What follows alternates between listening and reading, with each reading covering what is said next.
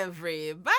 Happy Sunday to ya, and welcome to Here to Bloom. This is episode number 30. Can you believe it? My name is Deidrey Francois. This is a sacred place for seekers and learners just like you and me. And yes, yes, yes, you belong here.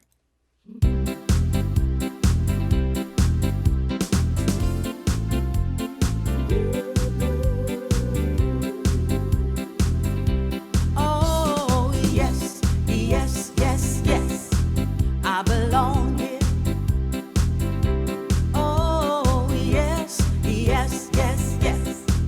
I belong here. Right here, right now. I belong here. No matter my lifestyle, no matter my past, whatever I've been through, no one's here to judge you.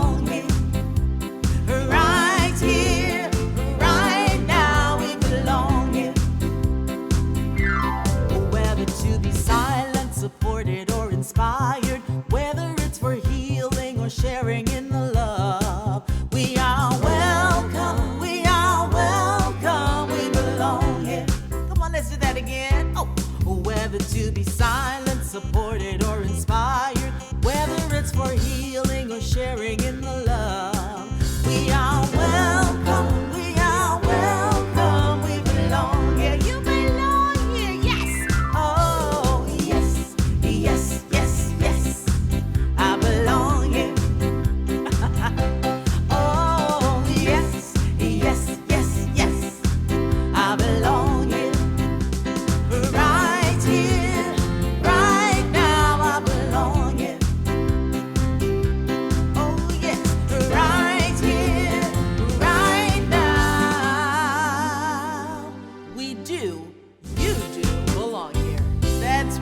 Welcome, everybody. Thank you so much for your presence here today. And yes, you are the reason that I keep going. It is true. And I just want to give a big thank you to all those who participated last week. Thank you so much for your comments and your shares. And speaking of shares, I do need your help this week. If you would take a moment, hit that share button on your screen and send it to everybody you know. Everyone. I mean the entire world. If you would just share this with someone, invite them maybe to participate next time. That would be really, really wonderful. It mean the world to me. You know what? Let's do some mentions before we go on. Please do check out my website at www.deidrey.com, where you will find all kinds of great musical content, including this show here to Bloom. And I also offer quite a few other services like virtual performances, and I do private parties, retirement homes, singing telegrams. So if you do know of anyone, anyone, who can experience some absolute joy from music, please do share that opportunity with me so that I can bring some musical joy to someone in your life. I also want to mention Facebook. Facebook is a fabulous place to reach me too. And so, you can just hit that follow button on Facebook. And what else? There's all kinds of great stuff. I mean, look. There's all kinds of great musical content and other kinds of content. I get a little bit personal sometimes on Facebook, so you can check it out. And also, YouTube. YouTube, that's where you are right now. We're watching from YouTube. So I'm so, so, so grateful that you're here. And if you have not yet hit that subscribe button, it's down there. Make sure you hit that subscribe button and join the party. And then you'll be notified. Oh, by the way, when you hit the bell, you'll be notified of whenever I go live or whenever I do something interesting or fun. You'll get that notice. So there's lots of great content on there, including other shows not related to Here to Bloom. So I do thank you for your presence here. By the way, if you do need a website built or need help streaming online, or if you need any kind of tech support for anything computer related, we have solutions for you. Rick is an experienced tech expert with more than 27 years in the business. So if you or anyone you know is in need of technical help solutions for their business or their personal situations, please do send them to deidrey.com/tech, where you will speak with Rick Walren and he will definitely be able to help you out. All right, let's keep singing. This one is called Wherever You Lead Me.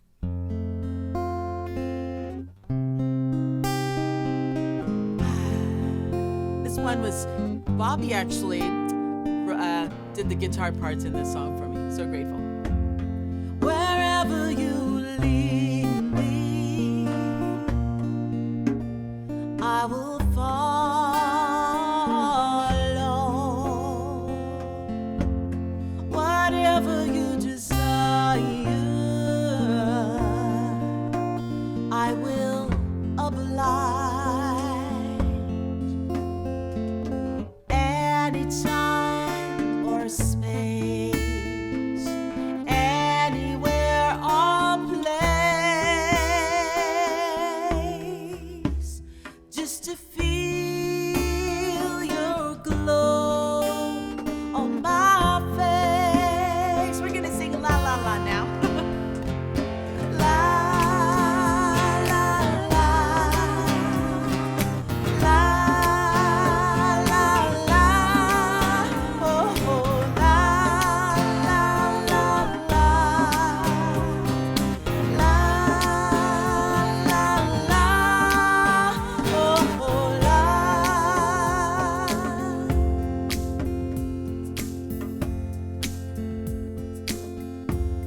Whenever you call me, I will listen from my heart. However you lead me, I live for you. Anytime or space, anywhere or place, just to feel your glow on my face. La la la, you can sing this part with me.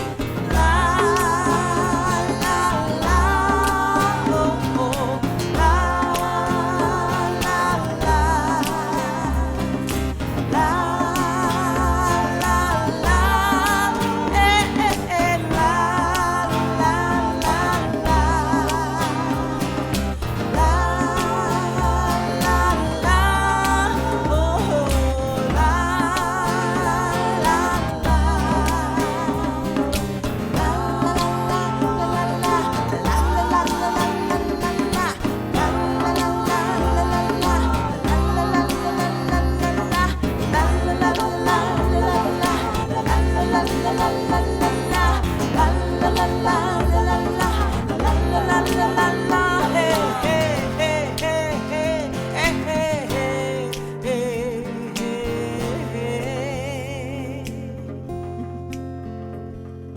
Oh, I love this song. And I feel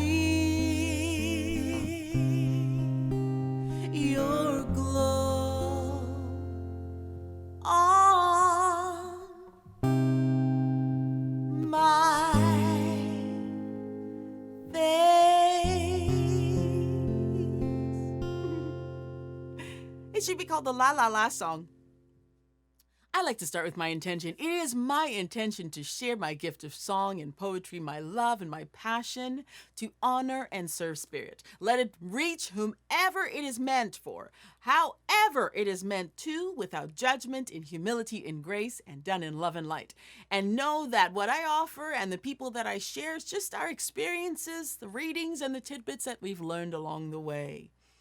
So, guess what? Today I have a very special guest for you, and I just can't wait to share him with you. Yes, yes, yes. Nick Miceli has been part of 1001 Friday Nights of Storytelling, the longest running storytelling open stage in the world, and for most of its 42 years. So for the last 6 years, he has performed in the Storyfire concerts, part of Toronto's International Festival of Storytelling, with the 10 Teller Ensemble.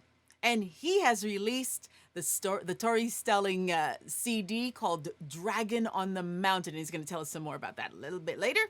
And he is advancing the storytelling art as a member of the Board of Directors of Storytelling Toronto. Woohoo! So would you just give him a nice here to bloom welcome? Let's welcome Nick Miceli. Hi, Nick. Hi, Nick. Hi, hi, Deidrey. That was a wonderful introduction. I love your enthusiasm. Oh, well, I'm glad you liked my intro.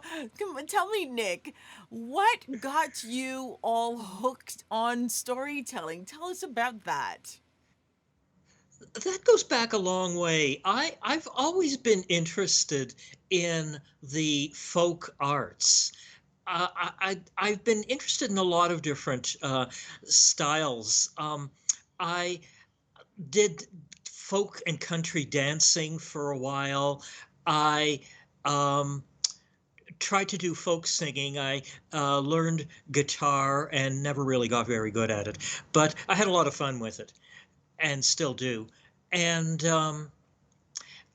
I came to storytelling kind of late. It was a group of singers and musicians that I was with said we wanted to descend on storytelling one day. Now, I wasn't a complete stranger to the storytelling group. I'd been there a couple of times before. I knew it was part of the storytelling and the arts scene. And I sang ballads for a while. And after maybe 5 years, I tried a spoken word story, and now most of my stories are spoken. They're folk tales, they're myths. Um, I have tried writing some original stories, and I present them too. So it's a real mixed bag. I think what got me into storytelling more than anything was listening to a New Thought minister, um, Reverend Barbara Schreiner Trudell, tell me and us that whatever comes naturally to you and you can do it with no effort, that might be your calling. And it occurred to me that storytelling came really naturally to me. And it took me a long time to even realize that. I was trying more challenging things that really tested me, but storytelling, I decided was had to be front and center in my um, in my art and cultural activities. Wow. Wow, that's amazing. I happen to know Rev B, and yeah, she's a wise one, that's for sure. Oh my goodness. You know, I'll tell you something. The very first time that I ever experienced storytelling was, I think, only well, with you, first of all, with you, and that was in Hamilton. That was my very first experience of really sort of sitting with a real storyteller. Other than like parents, and other people sort of just, or eavesdropping on those stories that are around fires or that kind of thing. But there was only one time that I've ever really been part of a competition or something like that, and was with this native Indian woman. I just can't remember her name right now, but I have, her story was just pretty fantastic, and I have a great song that kind of goes along with that message.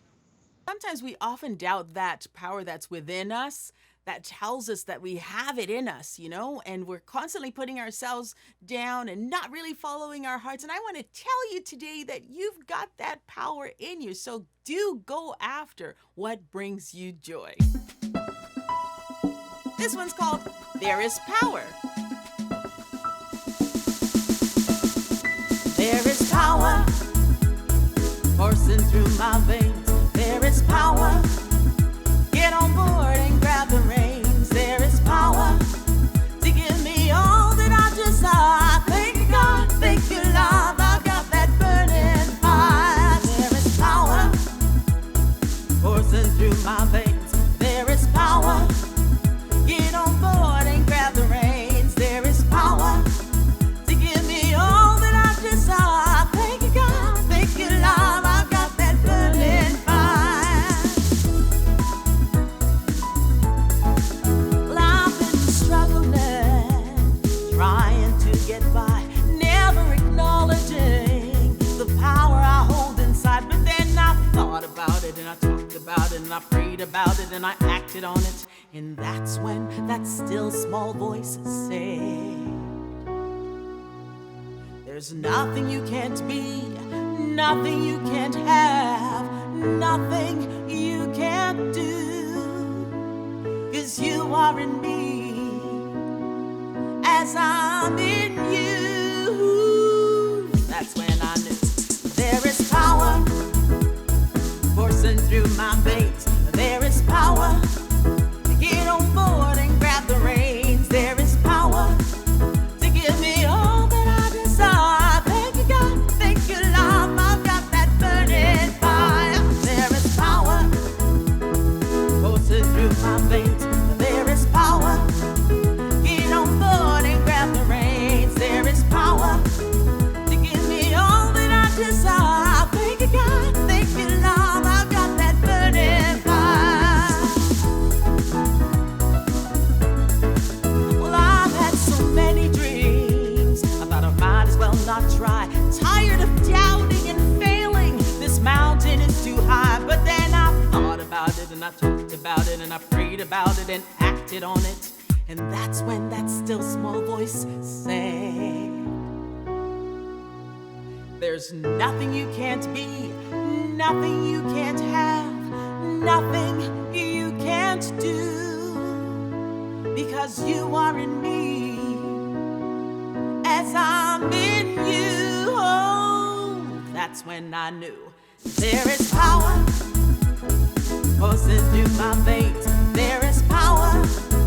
Get on board and grab the reins. There is power to give me all that I desire. Thank you, God. Thank you, love. I've got that burning fire. There is power coursing through my veins. There is power. Get on board and grab the reins. There is power to give me all that I desire. Thank you, God. Thank you, love. I've got that burning fire. Ooh, ooh. Coursing through my veins. Power. Oh, yeah. Get on board and grab the reins. Power. To give me all that I desire. Thank you, God. Thank you, love. I've got that burning fire. Power. There is power. Nick, tell me, which story has had the greatest impact on your life and why? Yeah, that's a good challenge. I went to I went to the Toronto International Festival of Storytelling. I have to tell you, it's a very big deal, and I've made a small contribution to it in recent years, Wow. but I'm mostly a listener when I go to it. We had a headliner named Duncan Williamson. Duncan came from Scotland, but he was part of the Traveller Nation. That's a landless nation similar to the Roma on continental Europe. And he had a wonderful culture behind him. And I listened to him tell a story that just blew me away. I put the story, and it's titled MacDonald and the Seal. I put the story on the storytelling CD you mentioned. It was being recorded by a personal friend named Mark Doucette. I was agonizing over releasing the CD, and I actually postponed it for a while, but it was partly because Mark went back to his home province of Nova Scotia. And when I got more information about the, the seal story, I started to have an email conversation with him. And I found out a month later that right after we had this conversation, Mark went into a coma and he died a month later, and I heard about it after he Oh died. no. So I was horrified. I consulted with a practitioner and got some spiritual mojo to follow it through. And I released I released the CD in 2013. It was about at least 5 years after we recorded it.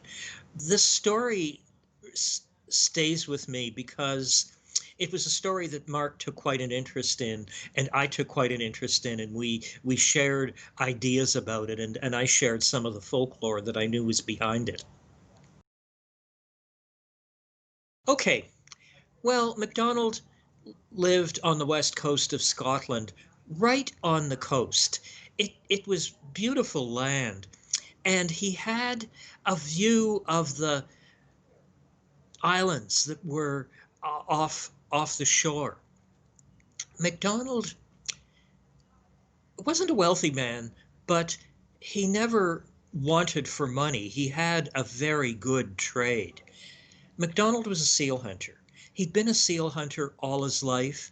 He learned the trade from his father, who'd been a seal hunter all of his life. So you can see how much he was steeped in seal hunting.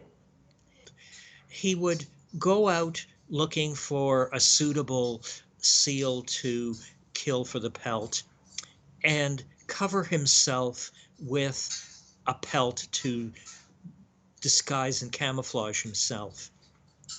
And using that camouflage, he would kill the seal swiftly with one strike of his hunting knife and then skin off the pelt. Now, one thing about MacDonald is that he never killed a baby seal. If you asked him, he would have said, I can't get a good price for those little pelts. There's no point. One night, MacDonald was in his house and he got a knock on the door. Now, remember, I said he lived far away from everybody, so this was a surprise.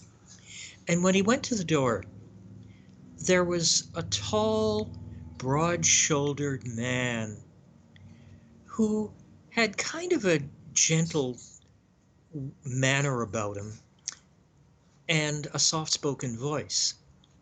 And he said, My master wants to meet with you. He heard you have lots of pelts. He'd like to buy every one that you have. And MacDonald said, Sure, I'd be glad to meet up with the merchant who wants to buy seal pelts. And after the visitor left, MacDonald was elated. He had a lot of pelts. He was going to make a very good deal tomorrow. When he woke up, the sun was shining and he was in such a good mood. He thought, I have enough pelts to make a very good deal. But if I go out and kill another seal, I can make an even better deal because I'll have one more pelt. So he went out with all of his gear and his camouflage, saw some baby seals, didn't pay any attention to them. And then he saw a big male seal. And he said, That's the seal I'm going to aim for. So he snuck up to the seal with his disguise, plunged the knife into the seal's back, and something happened that he'd never seen before. The seal didn't die. The seal roared with pain and bolted into the water. The knife still plunged into his back. What was MacDonald going to do now? This was his best hunting knife. He was really distraught. He went back to his house and he was so agitated. He drank half a bottle of whiskey to calm his nerves. Well, by now he was in no shape to meet with the merchant. And he thought, well, I can always do business tomorrow. Now, the weather on the Atlantic coast can change very suddenly. By the evening, a driving rainstorm had settled in. You could tell it was going to last for hours. And MacDonald got a knock on the door, just like the night before. It was the same tall, broad-shouldered, soft-spoken man. And the man said, "My master still wants to meet with you." And MacDonald, for whatever reason, went out. He got his best raincoat and went out with the visitor. They climbed a little hill and came to a hut at the top of the hill, a tiny hut with a mud floor. MacDonald walked in, and there was an old, old man who was hundreds of years old.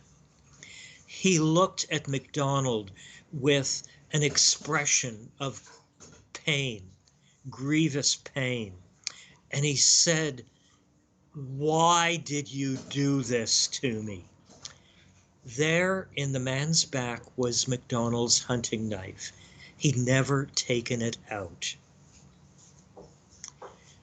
MacDonald knew about men like this. He knew that they had a fantastic power, more than anything you could imagine.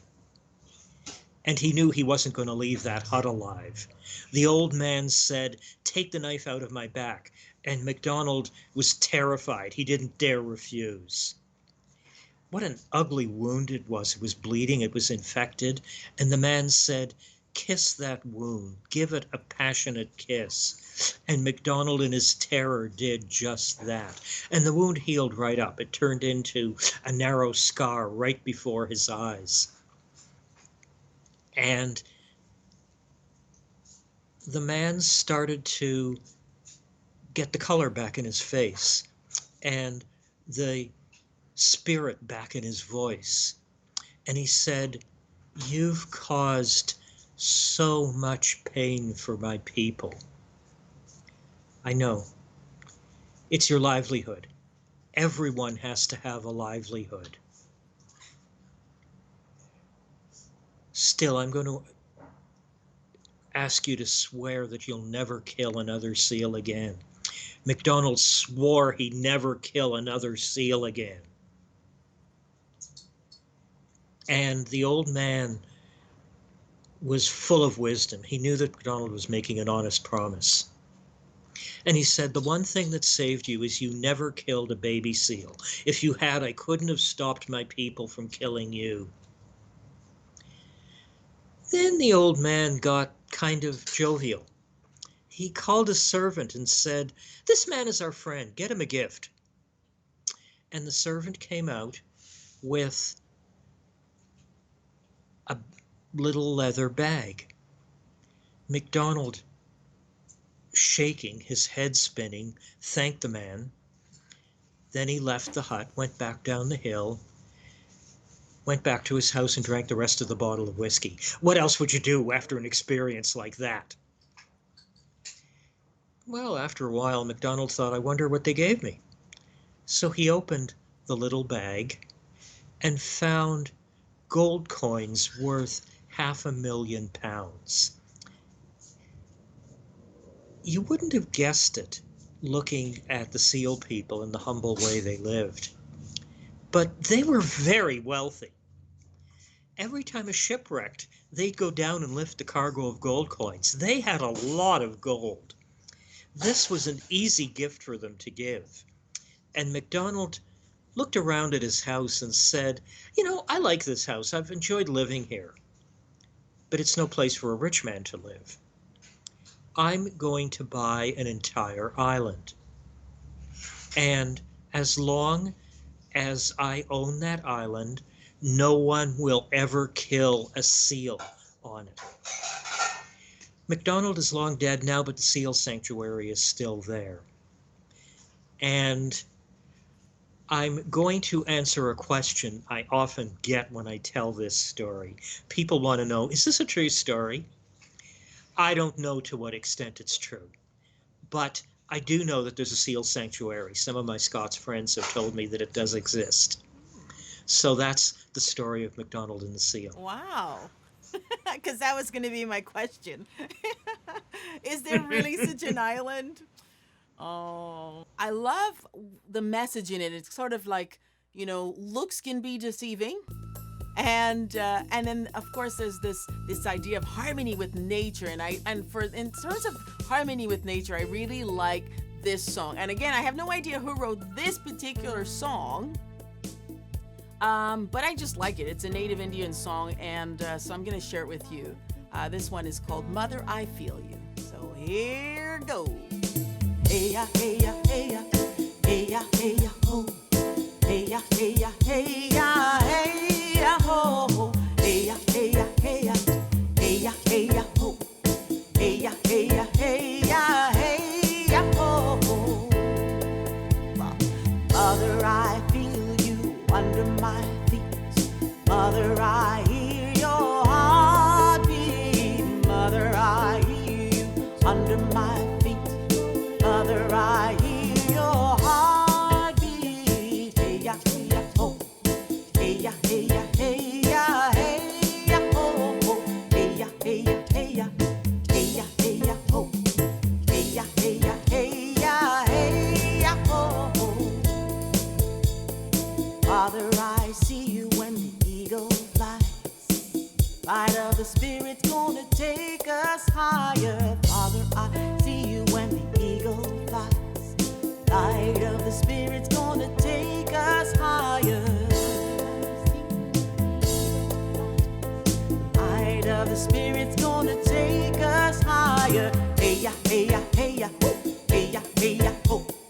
Hey ya, hey ya, hey ya, hey ya, ho. Hey ya, hey ya, hey ya, hey ya, hey ya, ho. Hey ya, hey ya, hey ya, hey ya, ho. What I love about this song is just how it just speaks about nature, Mother Nature, Father Sky, water. I love it. Hope you enjoyed it. Nick, it has been said that we are the stories that we tell ourselves. So, how does that idea of the stories we tell ourselves bring us to a greater degree of wholeness or keep us from it? I'd like to hear your opinion on that. Well, I like to think about it positively. That story that I told, the first time I heard it, I thought, that's a good parable about living in harmony with nature. Now I realize it has way more than that. It it shows a way of living, and those are the stories I like to tell. They're models. One of the core principles is my vision creates my life once I immerse myself in it. And stories are great for immersing people in ideas and bringing them to places that they might not have gone to otherwise. My daughter has that down packed. In fact, I think she was probably what, 7, 8, 9, 10, somewhere in that age where she wrote this particular song. And she really understood that idea of coming to that wholeness. If you listen to the words of this song, I think you'll understand what I'm saying. This one is called Mystery and was written by my daughter, Deidrey. What does my heart desire? I wish that I was free. So many years of waiting. When will I finally see what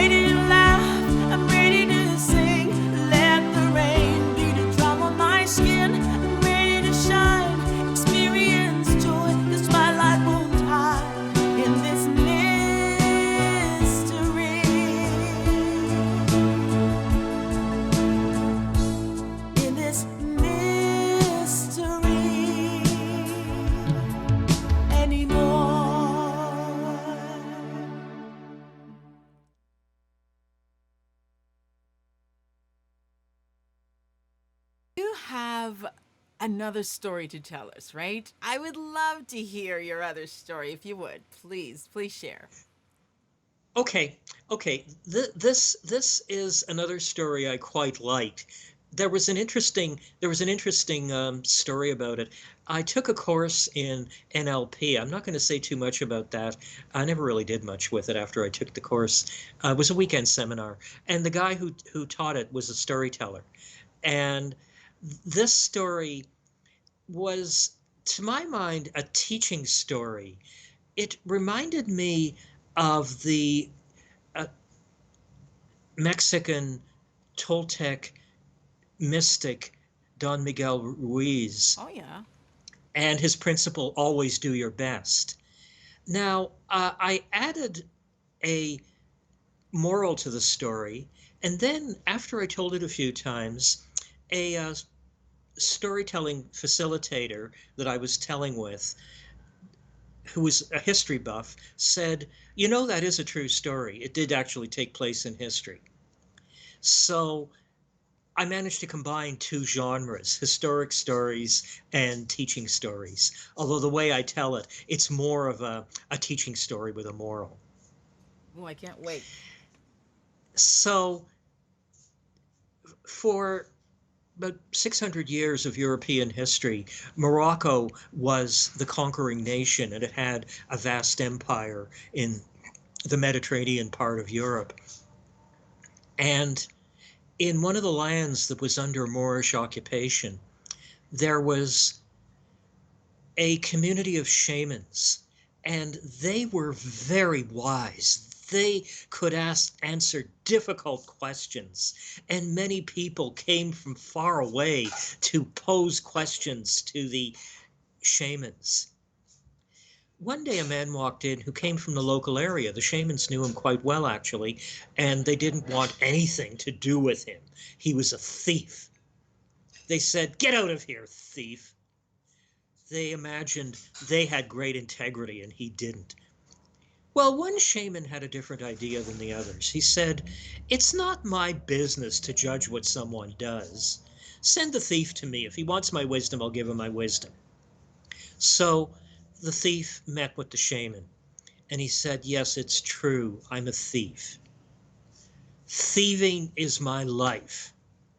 I want to be the best thief I can be. My question is, how can I be a better thief?" Well, the shaman was just overwhelmed by the question. He had no idea how to answer it. He knew nothing about thieving. So he did rituals and, I don't know, brewed a potion, chanted, whatever a shaman does when he doesn't know the answer. And finally, after a long time, he said, "Work with a partner." And he was terrified when he gave that advice because he had no way of knowing if that was even good advice. The thief went out, got a partner. It turned out to be excellent advice. The thief came back a little while later wearing rich clothes. He gave the shaman a generous tithe. And he said, "You counseled me well. Now tell me again, how can I be a better thief?" And I picture this scene. The shaman inside of him was rolling his eyes. Here we go again. And he did more ritual, more chanting, more of whatever he did. And he said, "Work with a gang." And McDonald, what am I saying? McDonald. I went into another story. No, the thief went out and got a gang. Now, back in the community of shamans, they were enraged that their colleague was helping the thief, and they shunned him. They refused to talk to him. The thief did really well with a gang, and he came back and said, "You are a wonderful shaman. Tell me again, how can I be a better thief?" And the shaman said, "I don't know how you can be a better thief. I don't know anything about thieving." And he could just see the look of disappointment, profound disappointment on the face of the thief. And the shaman knew he had to say something. He said, maybe you could work with an army. And the thief walked away thinking, that sounds like a good idea. I can plunder a lot of land with an army. So the thief recruited an army. And a lot of young men could see the thief was doing well, so they wanted to be close to him and get in on whatever his activity was. So now the thief had an army, and he also had a really big set of problems. He was completely responsible for his army. He needed to supply them with barracks to sleep in, a mess hall for eating. He needed to supply their equipment, their marching boots. And on top of all of that, he had to keep his army busy. He spent all of his free time doing army drills. And if he wasn't doing army drills, he was doing army administration. He was not happy with this life. And he said, you know, the only thing an army's really good for is fighting. Who can we fight? So he went looking around for another army to declare war on, and there were none. They'd all been vanquished by the Moors. And the thief said, well, I guess there's only one thing. We have to declare war on the Moors. That's the only army that we have available to fight. So this little gang of adventurers who fancied themselves to be an army declared war on the mightiest fighting unit in the world. And guess what happened? The thief's army fought with spirit and with courage and with discipline. The thief had instilled that in his troops. The thief's army won the war. They drove the Moors out of their homeland. And the people in the nation were ecstatic to be free of the hated Moorish occupation. But who were they going to put on the throne? Their royal family had been sent into exile a long time ago. And they came up with an idea, and the idea raced through the land, and everybody thought it was a wonderful idea. They said, let's give the throne to the general that led the winning army. So that's how the thief became the king. Nobody was more surprised than the thief. This was not part of his plan. But he said, I just wanted to be the best thief I can be. Now that I'm king, I'm going to be the best king I can be. And he had an order of business that he had to take care of right away as soon as he became king. The king needs a court shaman. So the thief, the king, the former thief, went back to the shaman who'd been advising him all along and said, you have given me good counsel every time I came to you. I'm going to make you the court shaman.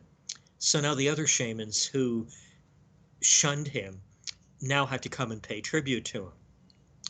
So I promised you a moral, and I'll tell you, both the thief and the shaman will testify to this. Always do your best. That's my story. Wow. Wow. That that went in a direction I totally did not expect. That explains a lot of what's going on in the world right now. I well, I thought about that. I don't want to say too much about thieves getting high office, but Oh my.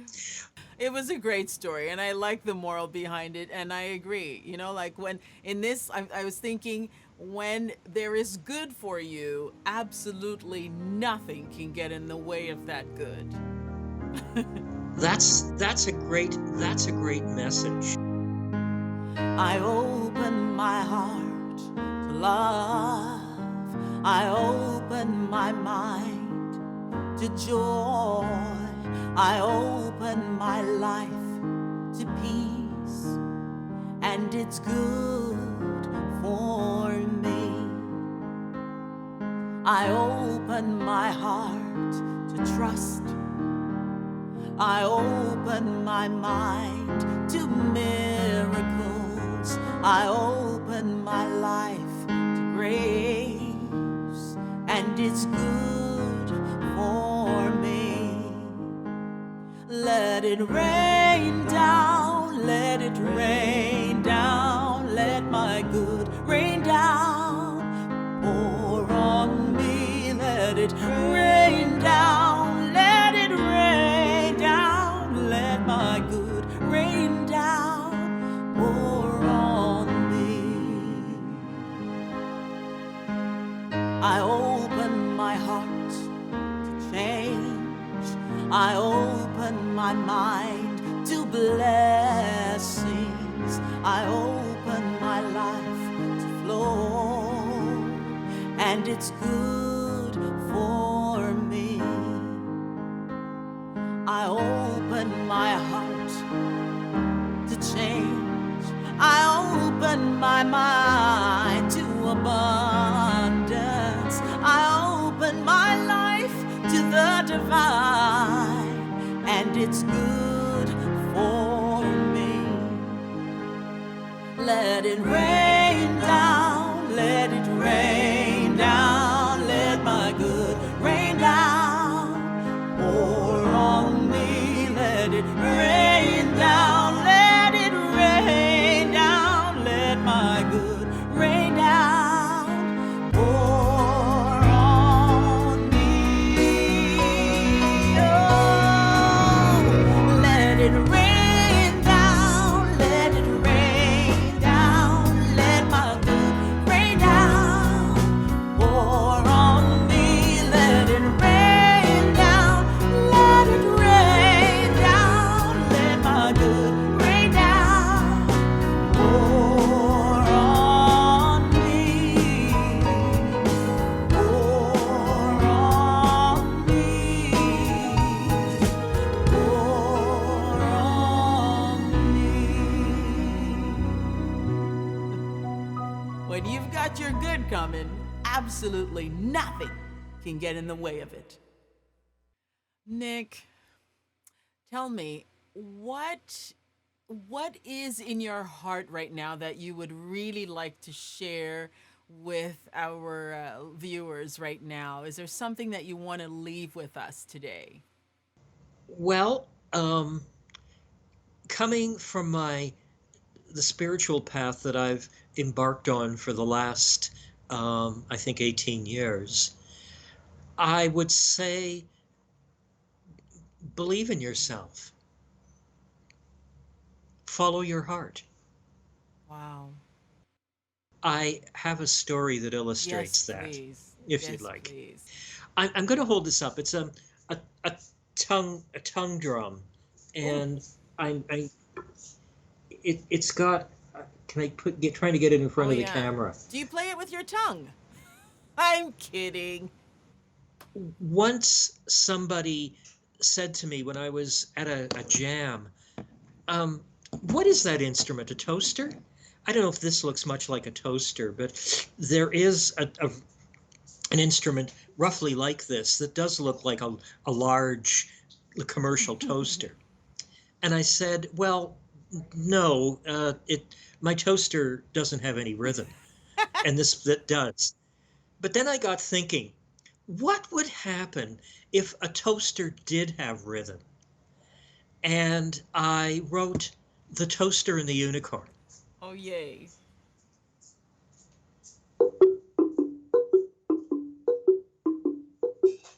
The toaster knew she was different as she cautiously started to prance. At night, when all was quiet and still, she'd silently step and dance. Around her, the oven, the fridge, and the spoons, all happy to be in their place. But she wanted the freedom to see the wide world in a dress of silk finery and lace. The magical night had a full summer moon as the twinkling stars shone in the sky. She jumped out the open window, surprised to find toasters can fly. She circled a flying saucer and followed it up to the moon. A unicorn suitor took her in his arms, and they danced to a pretty waltz tune. Fly higher, higher, up to the stars, celebrate all of your days. May your heart give its gift to all of the world in all of its many ways. Entwined in love's embrace, they slept under a grandfather oak. Kissed by the morning sun's warm light on a rich verdant carpet they woke. The wise and gentle unicorn stood by her proud and true. Mockingbirds in harmony proclaimed the day anew. The unicorn took the toaster's fair hand. Will you be my true love, was his plea. If you go to the furthest reach of the earth, I'll follow you happily. A wedding feast, proclaimed the wind, for all the land to hear. To animals and birds and trees and flowers, far and near. Fly higher, higher, up to the stars, celebrate all of your days. May your heart give its gift to all of the world in all of its many ways. And all the forest citizens came from many a mile. The chipmunk played a fiddle tune to marry the couple in style. The phoenix and the Cuisinart, best man and maid of honor. The toaster wore a cape of gold the fairies placed upon her. Her friends, the kitchen dishes, came to congratulate. They danced with jeweled dragonflies, a night to celebrate. Swing your partner, do-si-do, they danced and reveled long. Butterfly heralds escorted the pair through the merry, cheering throng. Fly higher, higher, up to the stars, celebrate all of your days. May your heart give its gift to all of the world in all of its many ways.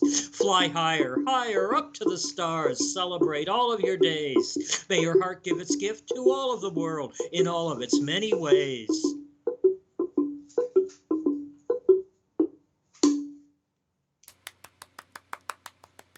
Yay! I like that. It was beautiful. And I was kind of dancing as you were playing the drum. Doot, doot, doot, doot, doot, doot. I was dancing away. Nick, I don't know how to thank you. I'm so grateful for your presence here today, honestly, and I feel so honored and so privileged to be able to share you with my audience, and just what a blessing you are. Thank you so much for being here. Well, it was a great visit, and I'm really happy to support what you're doing. I think getting your message out and your art is great too, and I'm glad to be a part of it. Thank you. And Nick, one more. Please tell us, where can we find your CD? Your CD is called Dragon on the Mountain. Where can we find it? I sell it on the online music store, CD Baby. So we're going to make sure that we have a link for you so that you can click right on it and it'll take you straight to get his CD. Again, thanks so much to Nick. We truly, truly appreciate your presence here. Mwah, thank you. And thank you, folks, for being here. Your tips and your donations are so very appreciated. But remember, first and foremost, that your presence here truly is a wonderful gift. And so if this episode touched you in any way, please do share it with someone or invite them to the next show. That would be so good.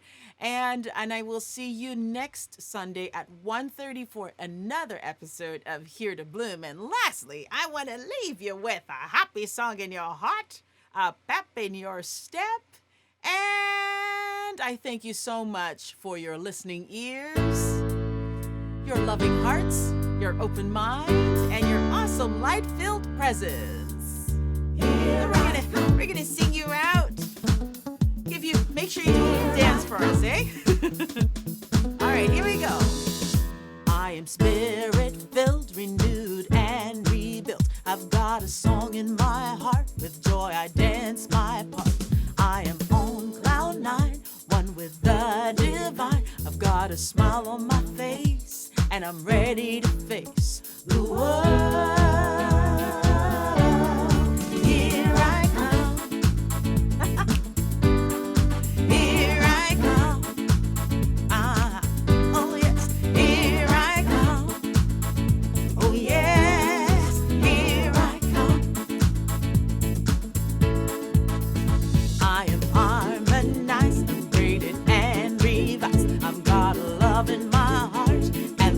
courage to start. I am on cloud nine, one with the divine, gratitude and grace, and I'm ready to face the world.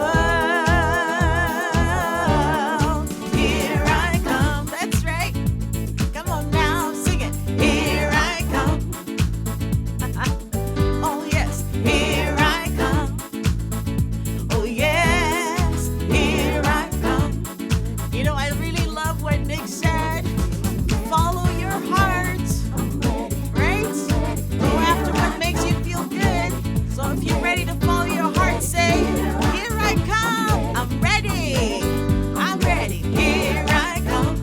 Oh, oh yes, here I go. Ooh, ooh. Come on, Nick. Let's do a little dance. Here I go. I'm ready. I'm ready. I'm ready. Here I go. I'm ready. Ooh, ooh. You ready to follow your heart? I'm ready. Ooh, ooh. I'm ready. Here I go. All right, we're just gonna do a little dance out. I hope you're having fun. Thanks so much for being with us again, Nick. Woohoo! Thank you so much, everybody. I'm Deidrey Francois, and that was Nick Miceli. Thank you so much. See you next time, 1:30 on Sunday. Bye for now. Mwah.